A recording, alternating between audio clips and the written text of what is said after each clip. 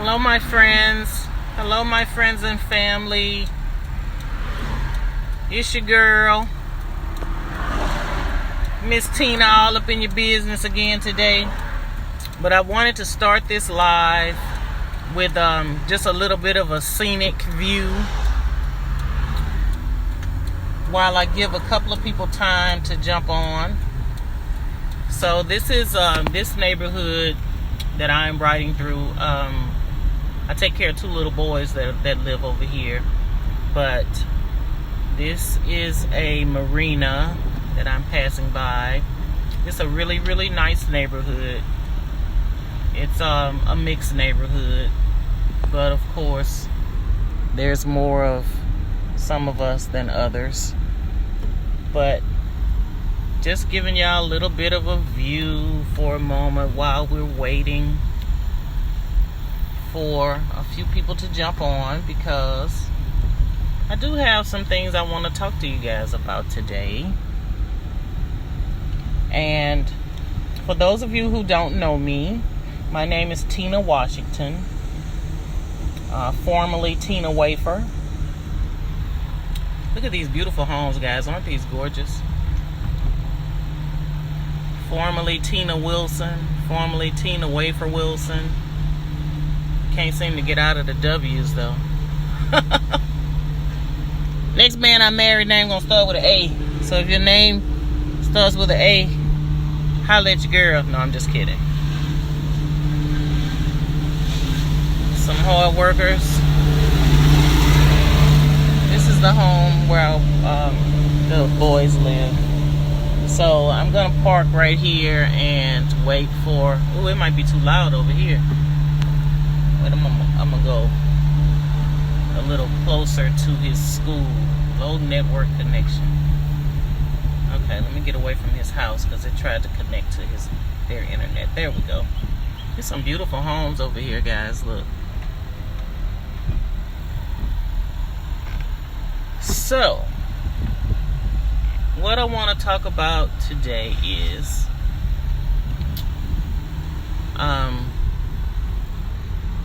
our planning for our future. So, some of you may be wondering, what it is I'm trying to achieve when I go live with you guys. Let me flip this camera. Okay. Some of you may be wondering, what my goal is for the lives that I do with you guys. Let me say hi to a few people. Hey Marvin, hey Teralisha, how you doing, my love? Thank you guys for joining me. If you're watching the replay, just comment #replay so I'll know. And please make comments and join in, ask questions and what have you, because I want this to be something that is helpful to you all. I don't want to just be talking just to be talking. And let me take my glasses off. People like to see my eyes when I talk. Okay, here we go. I'm rocking my fro today because it's hot. So look, I want to start off by telling you guys a little story. Hey buddy, how's it going? Start off by telling you guys a little story. So this is something that I learned once again in one of my trainings when I was working with children. Well, I still work with children, but when I was working with the Boys and Girls Club. Hey Doug. So this is a story about an Elvis impersonator. So the story goes like this. This guy was an Elvis impersonator. And he was really, really good at what he did. Like, he looked just like Elvis. He walked like Elvis and talked like Elvis and sang like Elvis. And he got paid a lot of money. He did shows in Vegas. Because he was so good at what he did. And he had been doing it for some time. So he came across someone and they asked him, say, man, you are really, really good at what you do. I mean, I can almost imagine that you are actually Elvis. It seems like you're really Elvis. You're so good at what you do. So he was like, so what were you like before then? Before you started being an Elvis impersonator? Because this guy, he was a true impersonator. Like, he never came out of character. He stayed Elvis all the time. So the person asked and said, you know, what were you like before then? It is so loud, guys. I'm sorry. It's a lot of work going on over here. But the answer was, the guy said, you know, I've been doing this so doggone long. I don't know what I was like before. I don't know what I looked like, what I acted like, you know. I've been doing this Elvis thing so long that I forgot what the real me is like. So the lesson to be learned behind that is, what is it you want to be like, and who is it you want to be like? I chose Jesus because I just don't want to go wrong. You know what I mean? All people are flawed. So, Jesus. So just imagine if we started walking like Jesus and talking like Jesus and dressing like Jesus and being like, just like surrounding ourselves with it so much that we eventually forget the old person. We forget who we used to be. Hey, Rudy. And you know, we just become as much like Jesus as possible. Or, for some of you, as much like whoever it is you choose to be like. But I think that I want to ask you guys a question, and I want you to really think about this. If you were going this weekend on vacation, or, you know, wherever this weekend, what kinds of plans would you make to take your trip? Would you probably make sure your bills were paid up and, you know, make sure that everything in the house was in order, and make sure that your job was going to be straight, and make sure the kids were going to be good while you're gone or whatever? You know, you would pack, you make sure you had all the things that you need. There's a lot of stuff that you would do in preparation for a weekend getaway, right? So then after you do that, then ask yourself, how much planning and preparation have I made for my life? You know, have I sat down and written a list of the things that I want to accomplish, the things that I want to do, the path that I want to take in my life, you know, the kind of job I want to have, what I want to dress like. Have we made any of the similar plans that we make for just a weekend trip? Have we made any of those types of plans for our life? And for most of us, the answer would be none. You know, we're just living day by day, check by check, just making it. And the reason why I keep doing these lives, they all boil down to one thing, is that I am so tired, guys, of... First, let me say that I'd like to think that I'm not prejudiced, but I do recognize differences. I appreciate the differences in races. And while I am not anti anything, I am pro-black. I do believe in helping my people first. And I don't think there's anything wrong with that. While what I have to say should apply to anybody, I'm really talking to my people. And I am so tired of, you know, every race of people is known for something, you know, and they call it stereotypes, and you can call it what you want, but it's facts. That if I said nail salon, you would think of a particular race of people who own nail salons.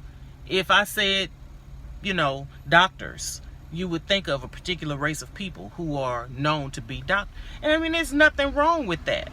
But what are we known for? Besides killing up each other, what businesses do we own? What careers are, you know, do our people go after? Are we the doctors? Are we the lawyers? Are we the judges? Are we the, you know, what are we known for? So I constantly encourage my people to be business owners, to stop working for somebody your whole life. Stop making minimum wage forever. We are entitled to more. We are so talented and so amazing as a people. But we don't put it to good use. Oh, I'm sorry. We are known for sports. We're known for sports. Okay, so we're known for that. until there's an injury, and then that's over.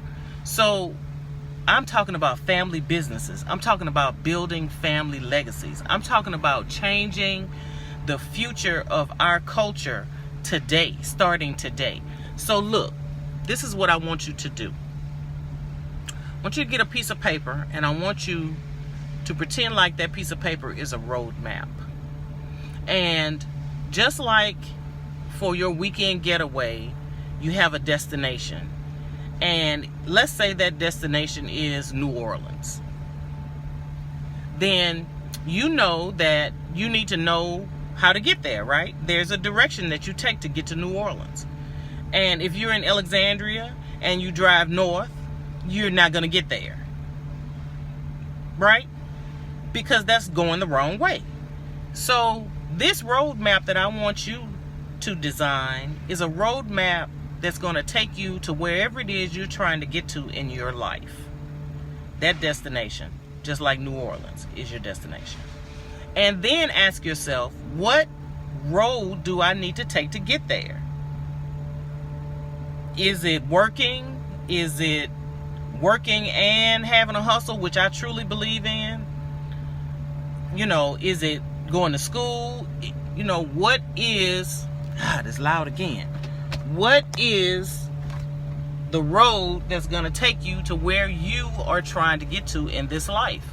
And if you find yourself on the wrong road, you find yourself doing something or saying something or participating in something that is not going to get you to where you're trying to go, you're going the wrong way and you're not going to get there.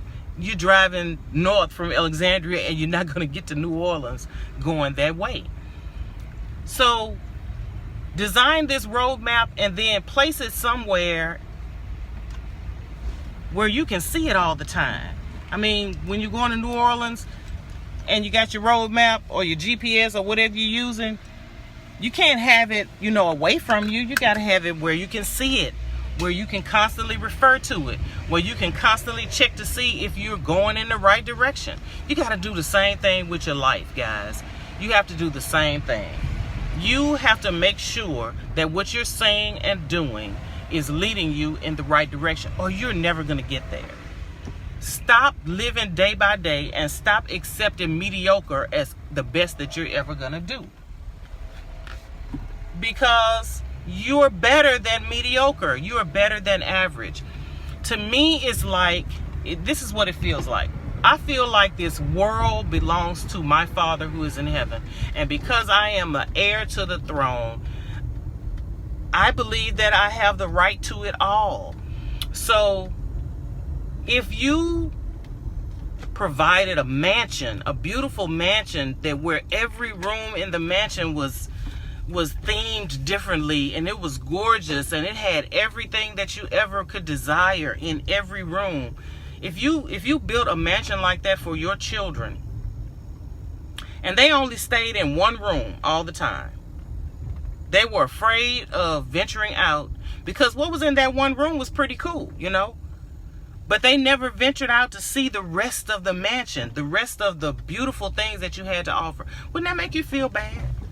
You know, wouldn't you be like, man, I can't believe I did all of this, you know, provided all of this for my children, and they're good in just this one room. You know, they don't even want to venture out and see the rest. Well, that's what it's like for your Father in heaven, who has provided a whole world of things, of beautiful things and wonderful things for you to see and do.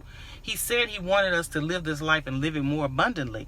He wants us to have great things. So we got to get out of our comfort zone. We got to get out of that small town or that small neighborhood or that small way of thinking. And we have to expand our horizons, venture out and see how many wonderful things there are out there in this world for us.